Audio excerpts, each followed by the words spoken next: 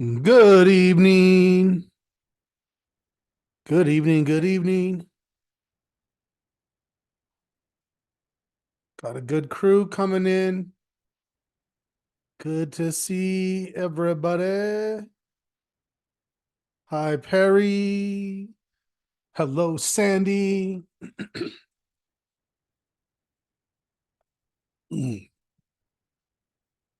Ooh, can you believe it? We're almost through January. Interesting market. Interesting market. So I hesitated. I talked about doing alerts, and I was thinking, should the first alert be a hedge signal? It was interesting, right? Because visually we looked like we got close to the prior low. Technically, we didn't quite get there, so technically it is a higher low. Technically, it turned today. I didn't put it out, but I know that people were watching for the signal. And at the end of the day, the market finished higher, right? We finished at the high for the day, but the VIX also finished at the high for the day, and it actually gave confirmation of a higher low. So if you hedged a half a hedge, if yeah, that's concerning, without a doubt. And we'll see what tomorrow brings, and then we'll see what potentially comes next. Now, here's the thing: I probably wouldn't score at a higher low. I don't know. We'll see what happens with market posture. I think I'm going to leave it alone. I think we'll see, how bad is it tomorrow, if it is bad at all. Oh, it's going to be interesting. Hi, Bob. Hi, Stephen. Good discussions. Yes. Welcome, everyone, to the Market Watch Group Trading Foundations Paper Trading. Today, we're starting to put the rubber to the road. I know most of you are live trading. I hope you're still paper trading also. It's not like we transition from paper trading to live trading, and then we don't I paper trade all the time. All the time. I paper trade to teach. I paper trade to test. I paper trade, right? I'm like, yeah, let me live trade this. But I'm curious, what if I would have done, right? It's like, if you golf and you play two balls, but you play it all the way in, you're playing two drives, two approaches, two chips, two putts. Yeah, you get a lot more practice on that hole, right? The same thing with the trade. So if you decide, hey, I'm gonna buy the stock, but I'm learning about options, great. Paper trade a call. If you're comfortable buying a call, paper trade an out of the money call and test to see if I'm right. And I think that we can actually outperform, especially in low implied volatility environments. If you're trading calls that are long, paper trade vertical spreads. If you're trading vertical spreads, paper trade diagonal spreads. There's always something to test to think, you know what? I would be willing to sacrifice this if I could get more here. Oh, you know what? A broken wing butterfly gives me that. I'm going to try that. Oh, just this. It's a beautiful playground in that think or swim. Play with it by building it. Play with it by taking it live to see how it would function. Steven said paper trade helps identify rules for trading. Absolutely. Absolutely. And if we commit, and we're going to go through how do we make the most of our paper trading? How do we make it count? I can't tell you how many times people are like, well, I don't want a paper trade. It's not the same. Well, yeah, if you say it like that, it won't be the same. We say to ourselves, you know what? Think about this. Think about if someone wants to be a pilot and you're like, awesome. You're going to spend some time in a simulator. And they're like, simulator? No, I go straight into the air. I'm a flyer. Flyers got to fly. Traders got to trade. I've got to get skin in the game. And I'm thinking to myself, I would want to get into that simulator, not to prove that I could fly it right. I would actually test 4 or 5 ways. Like, what if I hit all these buttons at once, and then can I recover? Is that recoverable? What if I do this really hard? Can I come back from that? But I want to test and see what happens if I do some of these things. Let's get some experience when there's no skin in the game. And then let's test ourselves. Let's test our strategy. Let's test and we execute exactly the way we would. So sometimes we're just testing things. Sometimes we're testing, can I replicate as precisely as possible a live trading environment where I manage with orders? I put that's what we're talking about when we talk about paper trading. This is very deliberate, this exercise, and it should be an integral part of what you're doing as you build your trading plan. There's just always a good cause to test things, try new things, do it in a risk-free environment. Okay, I'm Scott. I will be your host. And these are the disclaimers. As always, we're not advisors. This is for education and illustration.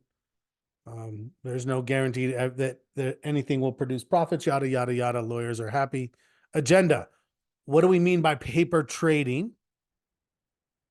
What are the benefits? How did we get started? Hopefully, most of you have a platform that allows it. If you're on Thinkorswim, it allows it. I believe, Sandy, correct me if I'm wrong, but I believe that I'm blanking on the name of the interactive broker workstation. No, that's something else. I'm blanking on the name of their platform. Okay, INKR. They should have their paper trading.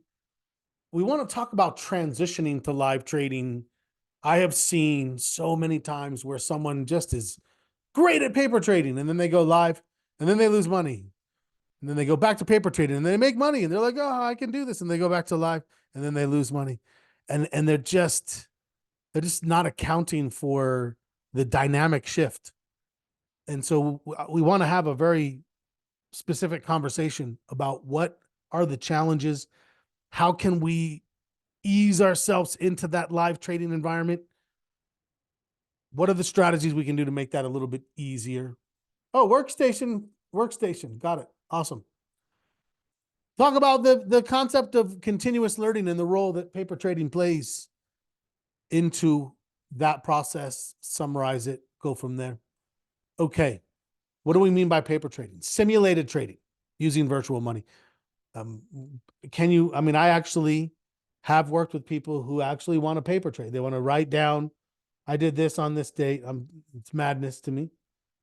Most of the time now we just let the simulated trading platform prevail. In the Thinkorswim platform, it is called paper money versus live trading. Different brokers will call it different things. If your broker doesn't offer it, yeah, I would be concerned. I don't see why they would not give you that ability, especially if they have fairly sophisticated platforms where you would want to develop a comfort and gain hands-on experience utilizing the platform in a real-time setting. That's what we're trying to do, simulate trading in a real-time, live setting, but there's virtual money. So there's no skin in the game, correct? At the end of the day, do we deep down know, well, I can't get hurt here? And this is actually where people tend to see inflated results, where they take their eye off of their paper trades and things meander around a little bit. And then all of a sudden, they probably would have gotten out and taken some losses. And then all of a sudden, like, it makes this a crazy comeback and they look and their paper trading's up and they're like, oh my gosh, look at this. I'm making money.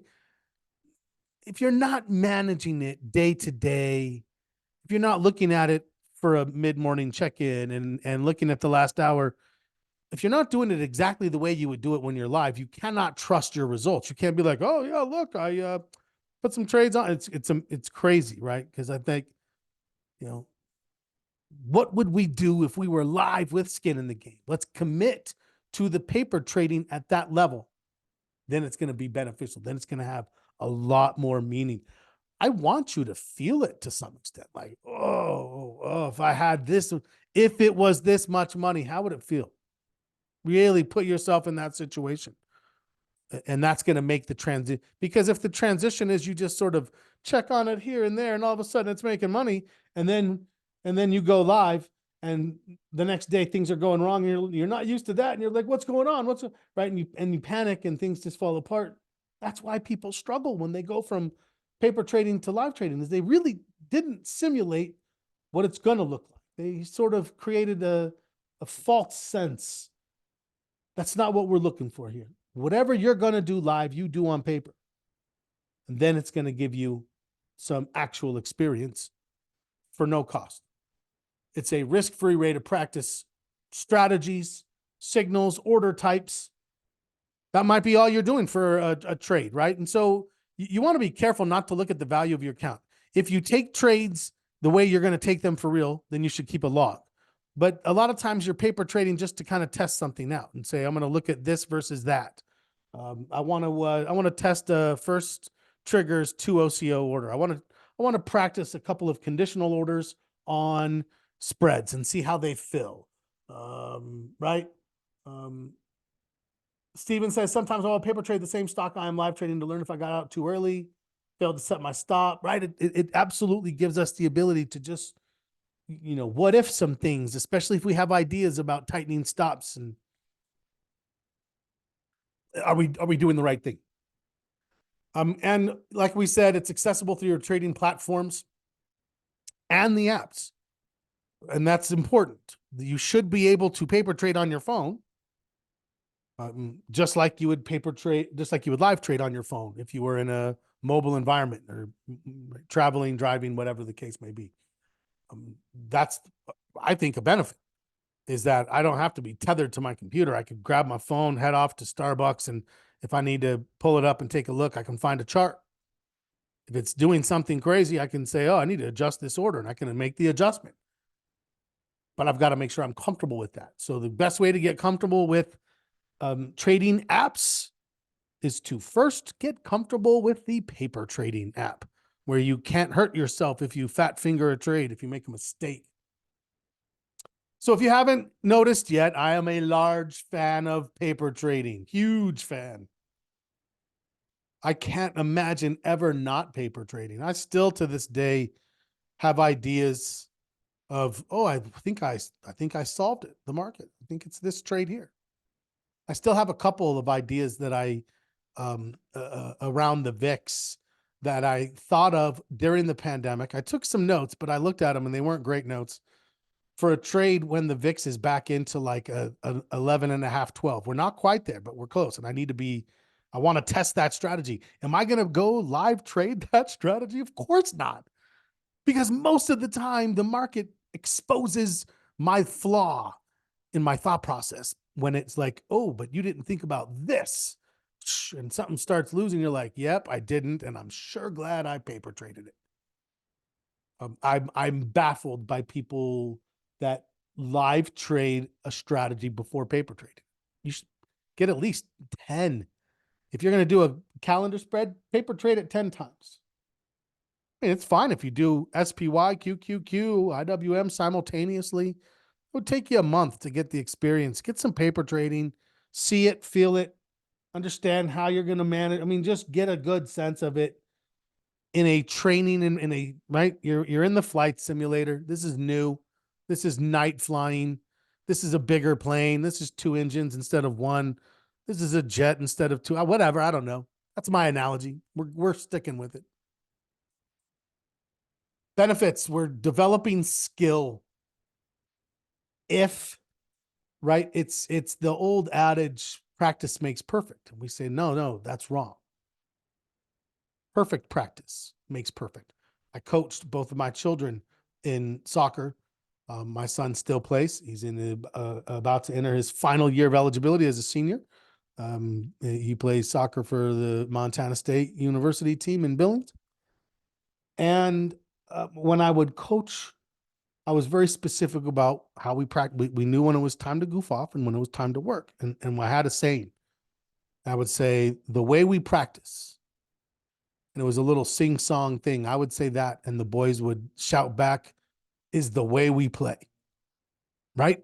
That's the same. The way we practice is the way we trade in this context. So if you're just throwing some trades on and then all of a sudden they're making money, you're like, look at me, I'm so good at picking things. Yeah, that's not what it's going to be like when you get in the jungle.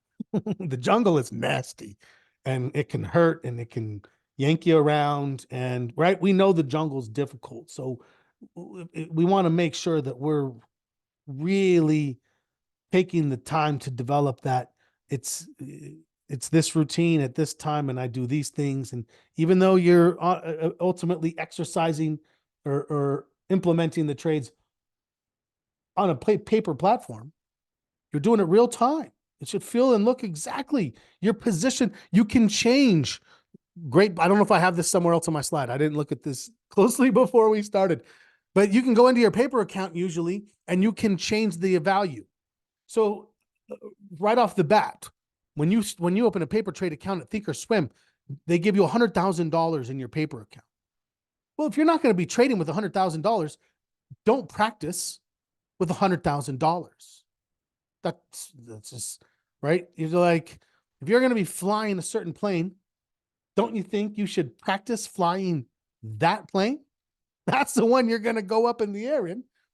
Don't learn something else and be like, whoa, this feels different. Does it feel different? So adjust your paper account to be the exact same size as your live account. When you trade in your paper account, trade the exact size and number of contracts you're going to trade in your live account. It looks the same. It feels the same. Your routines are the same. Position sizing, your risk, the orders you set, the analysis that you use, the daily cadence that you implement, all the same.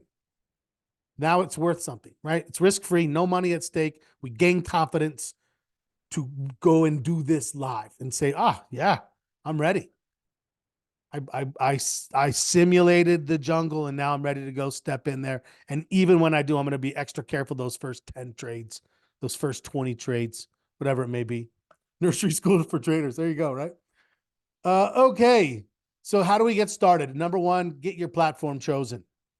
Select a brokerage that has it, or there are trading simulator software. I don't know. I actually don't think so. I think if you're going to paper trade where you're going to place your trades so that it's exact. So, yeah, I would say make sure that you're at the broker that has the ability and that you have them both set up.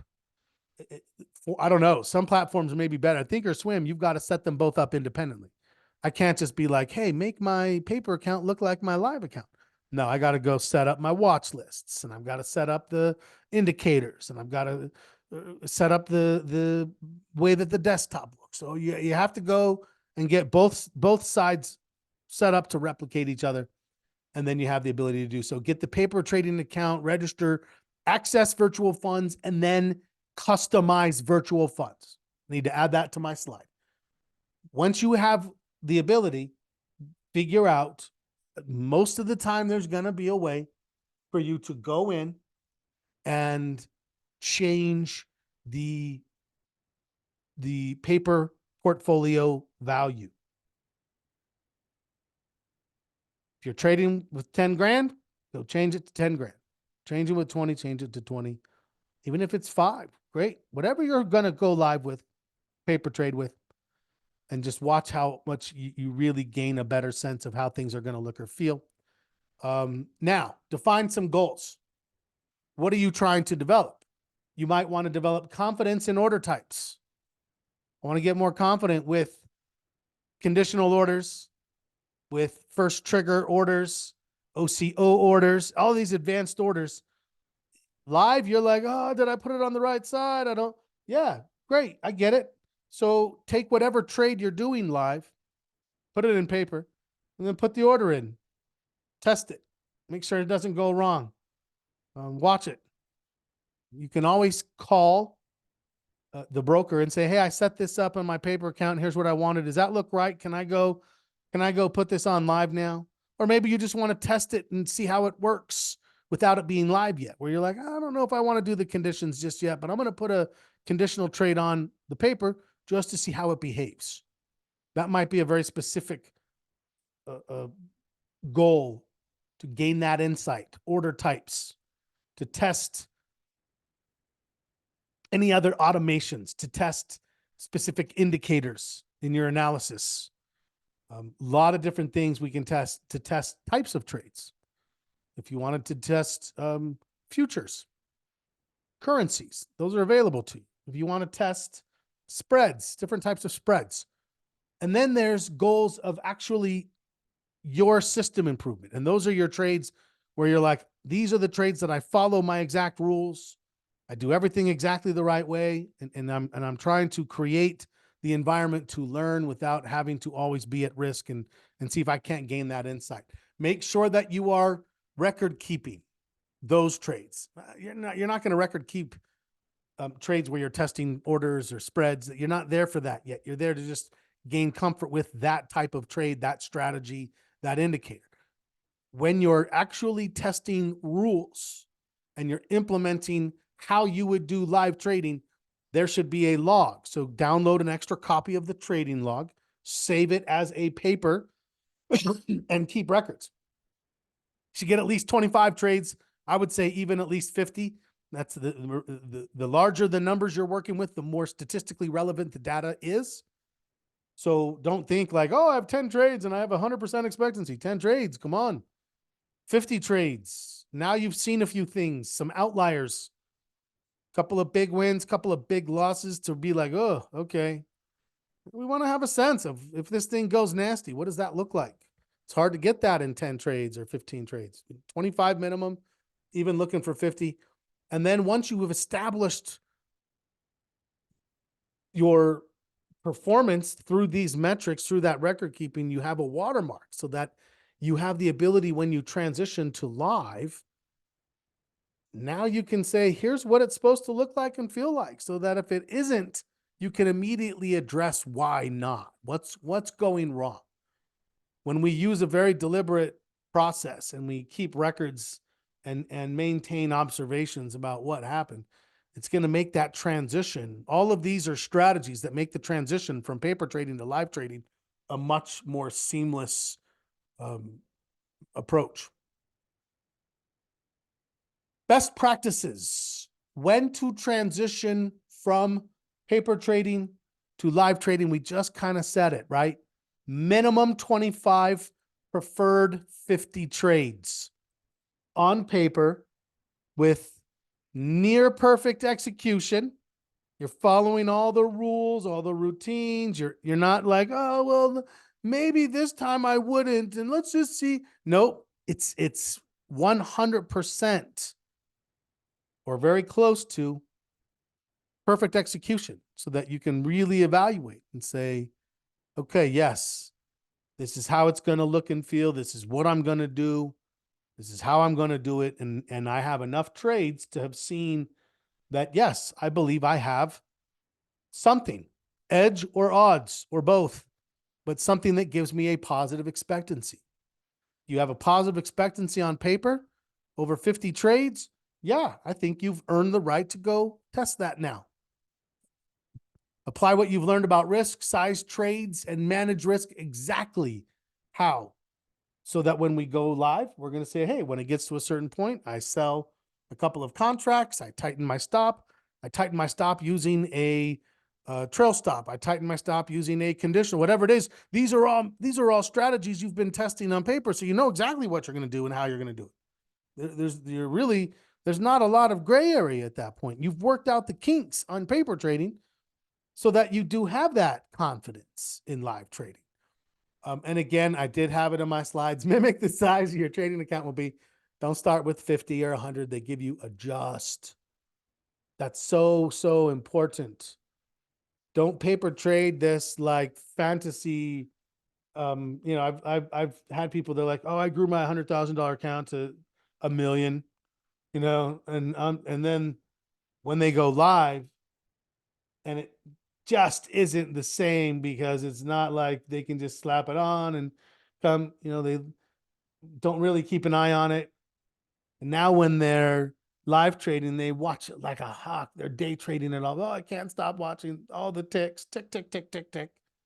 It's a different animal when you have skin in the game. and the confidence and the swagger and the, oh, I turned my $100,000 account to $1 million. When that 100,000 drops to 90 and you're like, whoa, that was a pretty fast 10% drawdown. I felt that.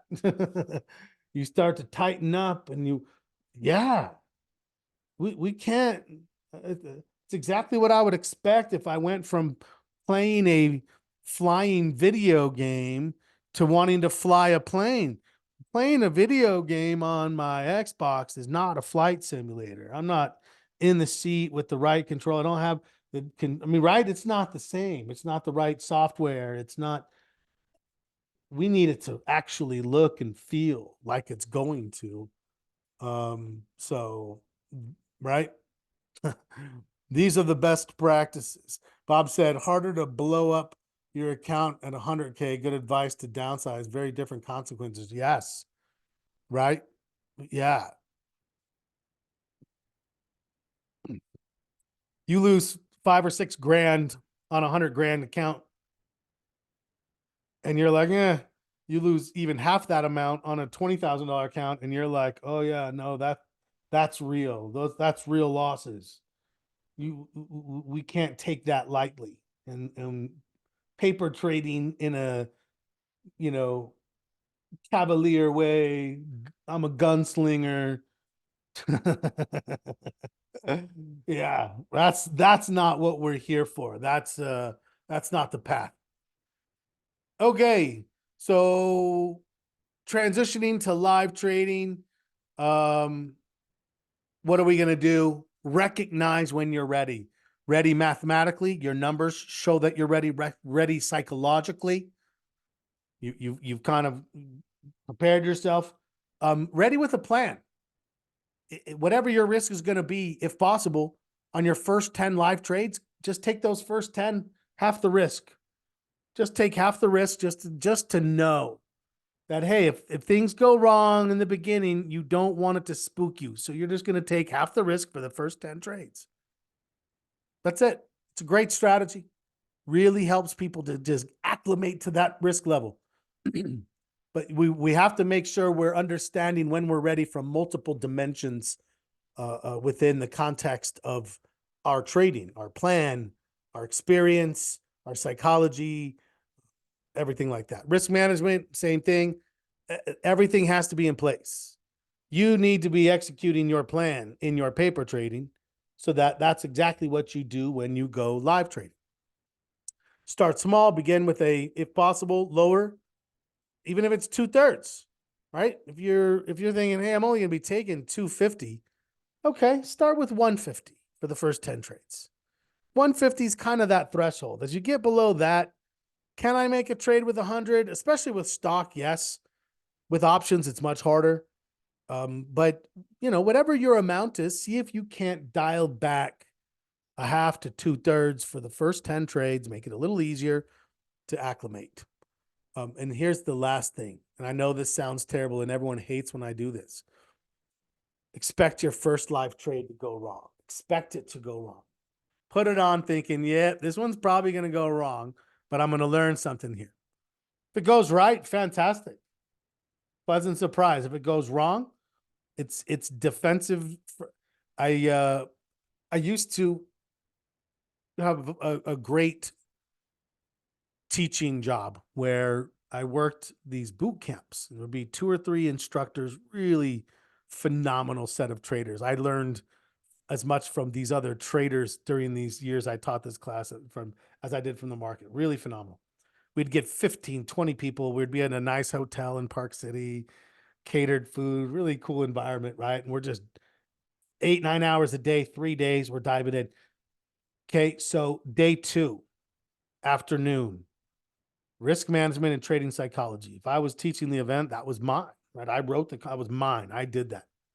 And I would start the presentation the same way. You would come back from lunch to the afternoon presentation, and I'd have my slide up. And my slide was a quote that said, I believe the trade I'm in right now will be a loser. That's it. And I would always watch as people would come in, get their computer set back up in their books.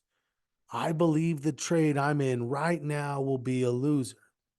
And I'd watch them read it and they'd nod or shake their head or cock their head a little to the side, like, huh? And then I would start the conversation when I'd be like, all right, let's get started. I'll be like, what do you guys think about this quote?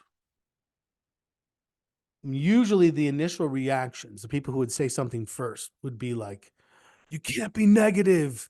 Why are you in the trade if you believe it's going to go wrong? Right. And it's just kind of like, but as I would, start to talk through it, I would start thinking about the concept of defensive driving, right? What if you were driving, you're in your lane, and your thought process is, I believe the car next to me is going to change lanes with no reason and with no warning, which I'll tell you happens here in Utah far more than like just for no reason. There's plenty of space. There's change lanes. Well, if they do start to change lanes, I was expecting it. I can stop, I can ease over, honk my horn. I'm ready. If they don't, and we both just stay in our lanes, everybody's a winner. But what am I doing with that mindset? I'm preparing, right? I'm not delusioned at all. I'm ready to take action if and when things go wrong.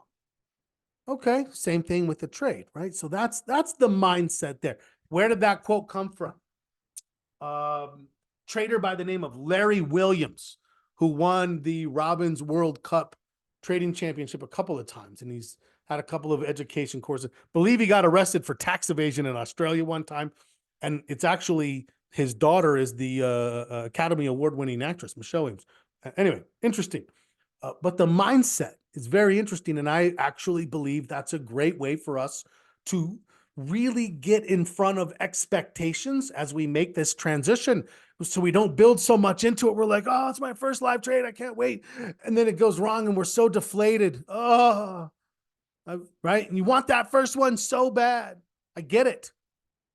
But it can set you back if there's too much built in. I want you to refer back to the document, top 10 trading mistakes, setting expectations too high too soon. That's a pervasive mistake that we make. Of course, it's going to apply on the first trade. So be very careful with that first trade. Be careful with the first 10 is my thought process.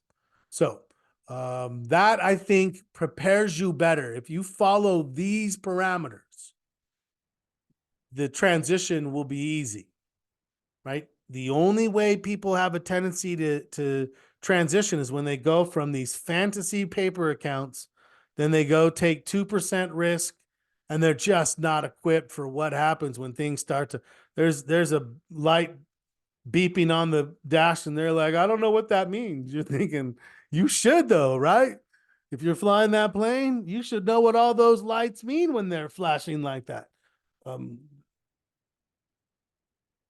Clearly demonstrative of the fact that somebody went into that live environment ill prepared. Okay. Continuous learning, you guys know, continuous learning, continuous improvement. We are all about that mindset, Kaizen. Trading is an evolving skill. We're always trying to educate ourselves. We're always trying to improve our processes, improve our perspectives, our rules, our routines, whatever it is. We are looking to benefit from the aggregation of marginal improvement. We're not trying to reinvent things. We're trying to say, hey, can I do this just a little better? And then when I've made it a little better, I'll move on to something else. And eventually I'll come back to it and I'll say, hey, you know what? I think I can do it even better still. A little better, a little better, a little better. Stay updated. We know that this is a big part of what we're doing. Follow market news and trends. We want to make sure we always know and understand what the lawnmower is doing. When in doubt, be ready to sit it out.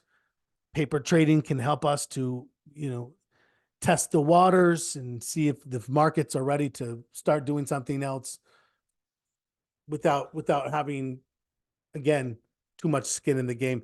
We want to leverage paper trading for ongoing practice. That's clear. There's a lot of different ways to continue improving, to expand our live market experience. The more we can do in this live environment, the better equipped we're going to be to handle those types of situations and changing market conditions. Okay, let's sum it up. Risk-free. There haven't been a lot of questions. Let me know if you do have any questions. Hopefully this is, if nothing else, I've evangelized paper trading enough that you're saying, you know what, Scott, you're right. I will paper trade again. I will make paper trading an ongoing part, even if it's just a little bit here or there. If there's a couple of things you're still not quite sure of, work them out in the wash with paper trading. It's our risk-free, practice-oriented bridge to real trading. We foster skill development and confidence building. I mean, if that's it. That's what we need sometimes, right? We need that ability to push us to that next level of execution. What should you do next? Open or reopen your paper trading account, get it set up, get to practicing. Practice and practice and practice. Set clear objectives, at least 2, maybe 3. Of course, you're trying to practice your system, your rules, your routines.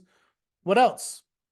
Do you feel like you're solid on order types? Practice some of those. You feel like you're starting to get into some advanced option trading? Practice some spreads. Are there some indicators that you want to test as standalone? Great. Set them up. Take trades based on those indicators. Write down or take notes of the results. See what happens. Yeah.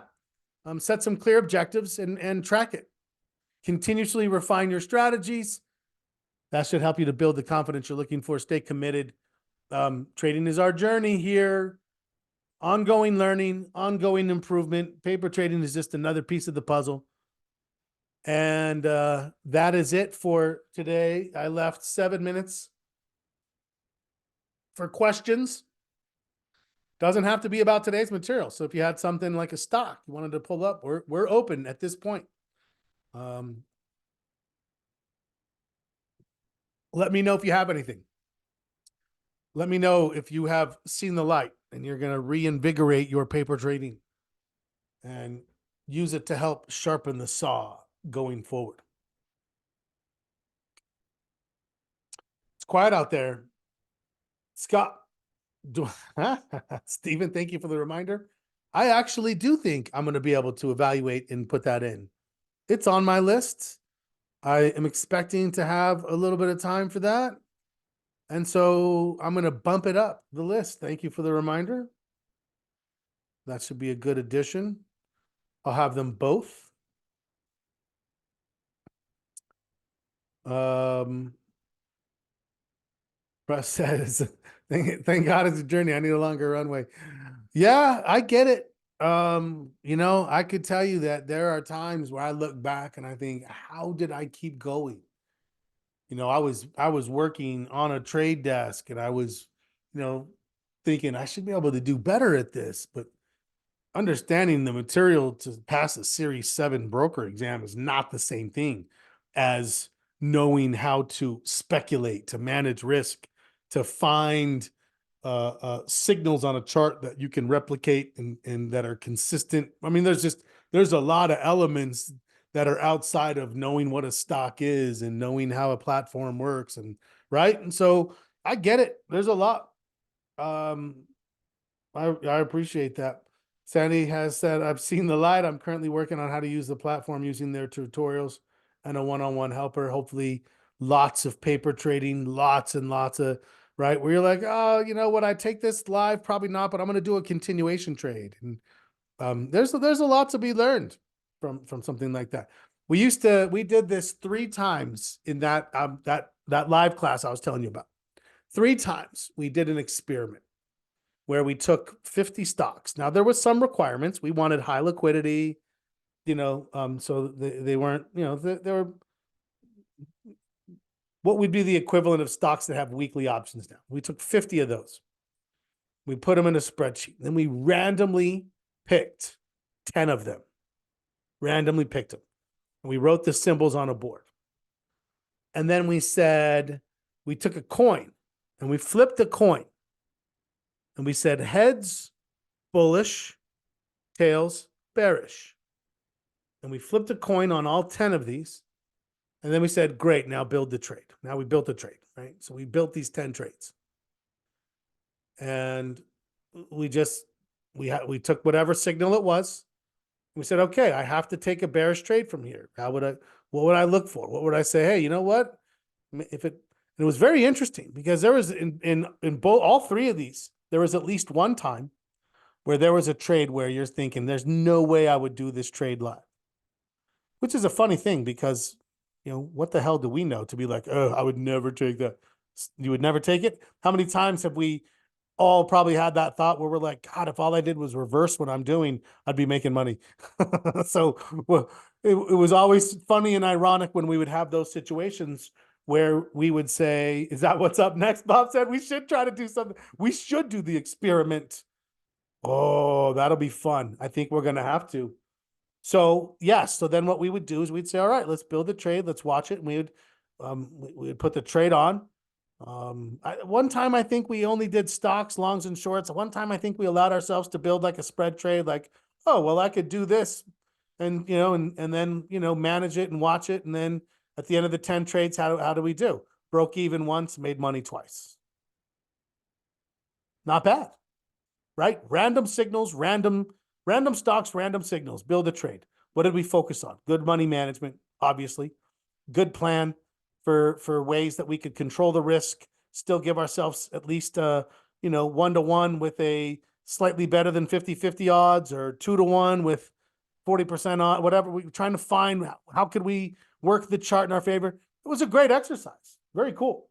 Yeah, it's very interesting because there's if you know RSI, Wilder RSI, the relative strength index indicator, that's Wells Wilder, very famous technician. He has developed a lot of different technical indicators that you've probably used.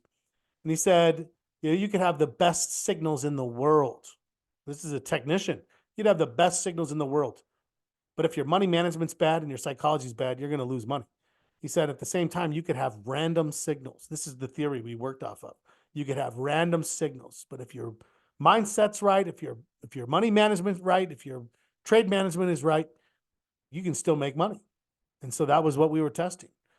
Yeah, you know what? Let's dust it off. I think I might have some slides somewhere on an old thumb drive that I don't even know. I don't know if those things even work anymore. Anyway, that'd be pretty cool to try. Yeah, we're trying to do some analytical reviews. We're trying to figure out where would we make time for that. Yeah, these are some cool things that really bring out some phenomenal ability to learn these concepts. So, all right, let me think about that. Maybe we have like a 2-week lab break. I don't know what would we call it, where for 2 weeks on Tuesday and Thursday, instead of going straight to options, we do labs, and we do like a few post-mortem trades one day. We do a spreadsheet analytics one day.